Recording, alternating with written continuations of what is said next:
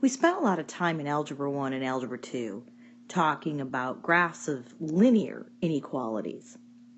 But graphs that have shading on one side of a line are not restricted to linear graphs. So we can have inequalities of nonlinear equations and still have one side of the graph, all the ordered pairs make the inequality true, and the other side of the graph, all the ordered pairs make the inequality false. Now, when we learned how to graph an inequality, one way you learned to determine which side of the line to shade on was to pick an ordered pair and plug it into the inequality and determine if it made the inequality true or false. So we're going to do that by determining whether an ordered pair is a solution of an inequality. The way we do that is by plugging in an ordered pair.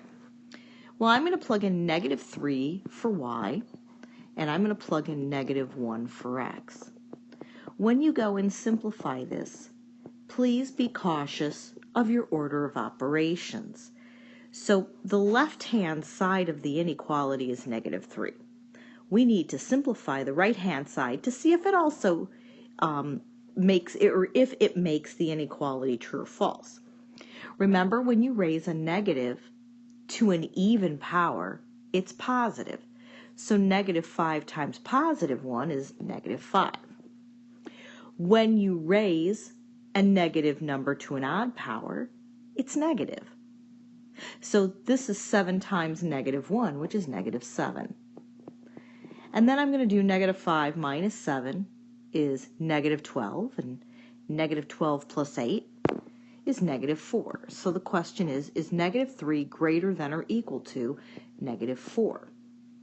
If you aren't sure if -3 is bigger than -4, think about it on a number line. So here's -3, and here's -4. Remember that as the numbers on the number line go to the right, they get bigger. So -3 is bigger than -4. So the ordered pair -1, -3 is a solution of this inequality. Let's try this again.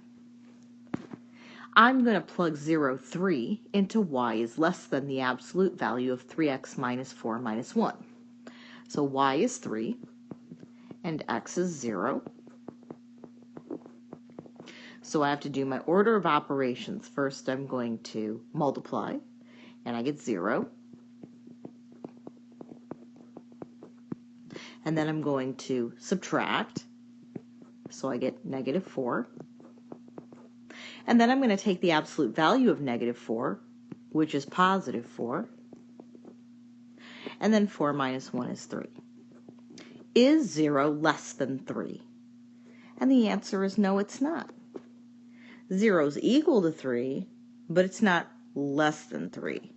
So the ordered pair 0, 3 would not be a solution to this inequality. Now let's talk about the graphs of nonlinear inequalities. We're going to do the same thing we did when we graph linear inequalities. If you pretend that this is actually an equation, we can graph this first, and then we'll worry about which side gets shaded. So y equals 2x minus 3 squared is a quadratic. The parent function is y equals x squared. And this graph has been shifted 3 to the right, and it's been expanded vertically. That's what the 2 in front does. So I'm going to take the parent function, which is this graph, and it goes through 0, 0, 1, 1, 2, 4, -1, 1, and -2, 4. And I'm going to shift it 3 units to the right. That means I'm going to take the vertex, move it 3 units to the right. And expanded vertically just means that all the outputs get multiplied by 2. Now, if you understand how I'm graphing this by hand, that's great. If you don't understand how I'm graphing it by hand, then instead you should plug it into your calculator and use the table function to find ordered pairs that lie on the graph. So there's no excuse for getting a perfect graph. So I know that the outputs of 1, when I multiply them by 1, they become 2, and then the outputs of 4 become 8. So I know that the graph is going to look like this. All right, now I got to go back a step because it's not really just a graph. It's actually an inequality. Remember that there are two types of graphs with inequalities. There's the ones where the graph has a dashed line and the one where the graph has a solid line. This inequality symbol tells me it should be solid. And then less than or equal to is going to tell me where to shade. Now, if you're not sure where to shade, there are only two regions of the graph. There's the region that's inside the red parabola, and there's the region that's outside the red parabola. So what I can do is I can test a point, like 0, 0. 0, 0 is outside the parabola. So is 0 less than or equal to 2 times 0 minus 3 squared? 0 minus 3 is negative 3. Negative 3 squared, scroll up. Negative 3 squared is positive 9. And 2 times 9 is 18. Is 0 less than or equal to 18? Yes, it is. That means everything outside the parabola is the shaded region. Not the inside of the parabola, the outside. All right, let's do another one. Y is greater than negative absolute value of x minus 4 plus 2. I'm going to graph this by hand using transformations. But you are more than welcome to plug it into your graphing calculator and determine the ordered pairs that lie on the graph. So the parent function is the absolute value of x. The absolute value of x is this graph. It's a V that goes through 0, 0, 1, 1, 2, 2, 3, 3.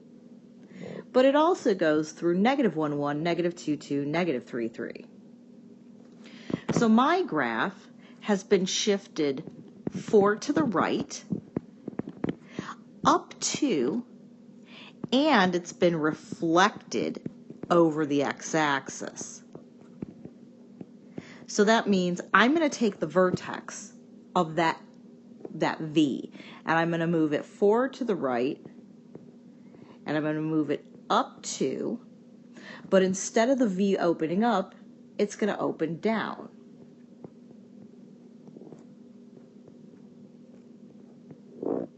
And that's the graph. All right, but now we need to go back to the fact that it's an inequality. So this symbol says that it's not a solid line, it's a dashed line. So if I take my little eraser here, and I can make it kind of dashed, it's not the best in the world, but you get the idea.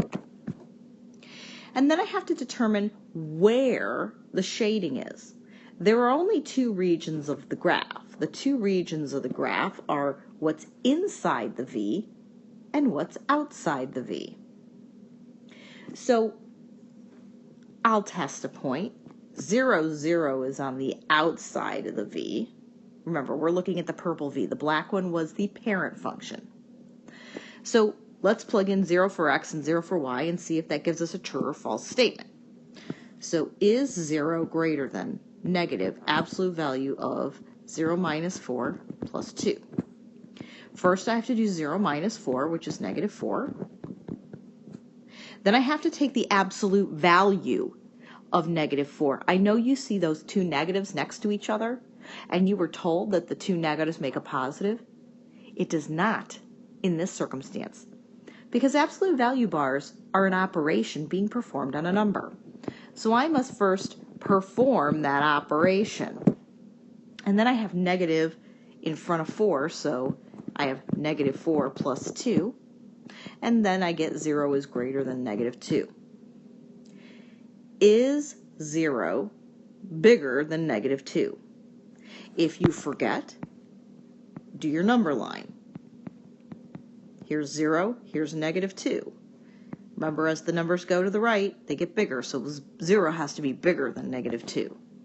That means everything outside the V is what gets shaded, not the inside of the V, just the outside of the V. The most important part of this section is the solving of inequalities, and I'm going to go back to how we learned how to do this in Algebra 1. So, absolute value. Remember that if you have the absolute value of a number, it's going to be positive. But if you have the absolute value of a negative number, it's going to be positive. So the part that's between the bars could either be a positive number or a negative number, because either way the output will be the same. In Algebra 1, the way we may have learned how to solve this problem was to set up two inequalities. One of them looks like the original inequality, and then the other one is where the part that's between the bars is less than -4. And then we solve these two inequalities. So we got x is greater than -2, or x was less than -10, and this was the solution. I'm going to show you how to determine this answer graphically. So first I'm going to graph this part of the graph. As a matter of fact, you could do this on the graphing calculator and end up with the same answer, but I'm going to graph it by hand. The absolute value of x plus 6 is a v that's been shifted 6 units to the left. So I'm going to take the parent function and I'm going to move it 6 units to the left. And it's going to look like this.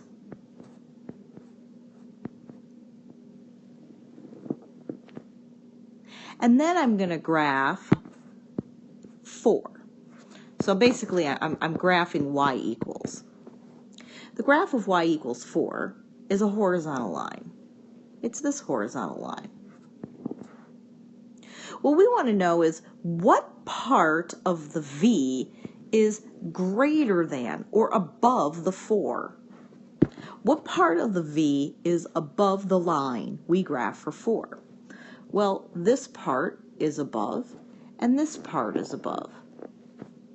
Doesn't that look like two inequalities pointing away from each other?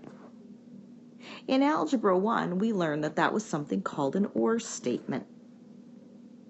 One of the part of the graph is starting at -2 and going to the right.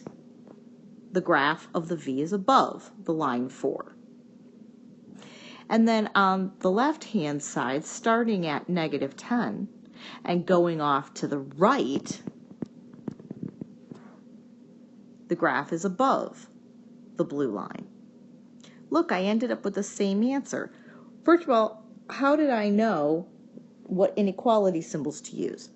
The inequality symbols I used had to do with the direction that the graph was going. So if the graph was going to the left, I used less than. If it was going to the right, I used greater than. The other thing was the original inequality symbol did not have the line underneath. That's how I knew to use the inequality symbols without the line underneath. But you don't have to do it graphically. You can always go back to the algebraic method. Let's look at one more inequality. The absolute value of 3x minus 4 is less than or equal to x. Algebraically, the way we learned to do this in Algebra 1 was we would set up two inequalities. One of them would look like the original, and then the other one you would flip the sign and make this negative. But we had some problems that would have the word and between them, and some problems that would have the word or. This problem here, because the inequality symbol was greater than, had an or. This one would have an and. All right, so what I would do to solve this is I would subtract x, and then that would be 0, and then I would add 4, and then I would get x is less than or equal to 2 as one of my inequalities. The other inequality, I would add x, so I would get 4x minus 4 is greater than or equal to 0. I would add 4, So I get 4x is greater than or equal to 4, so x is greater than or equal to 1. Now there's another way of writing this inequality. It's 1 is less than or equal to x is less than or equal to 2. But if you're not sure how to do that, think about graphing this on a number line. The first inequality would have a closed circle on 2, and the arrow would be pointing to the left. The second inequality would have a closed circle on 1, and the graph would be pointing to the right. And the solution is where they overlap. Where do they overlap? Between 1 and 2. Now let's look at the graph of this. So when I want to look at the graph, I'm going to start by graphing the absolute value of 3x minus 4. And what I've done underneath is I've written a table of values. However, you can graph it in your calculator and use the table function to find ordered pairs on the line. So I'm negative 2, 10, which is way up there, negative 1, 7, 0, 4, 1, 1, and then I'm back at 2, 2, and then 3, 5, and 4, 8. And if I kind of look at my graphing calculator, I'm going to kind of see something that looks like this. And then the graph of y equals x. The graph of y equals x is this line here.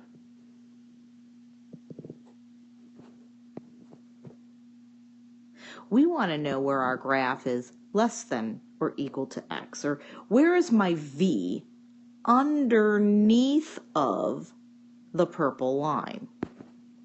So my v is underneath the purple line between x is 1 and x is 2. And isn't that the solution I got algebraically? It is. But it's another way of finding the solution to an inequality if you're worried about not remembering how to do it algebraically. And that was graphs of nonlinear inequalities.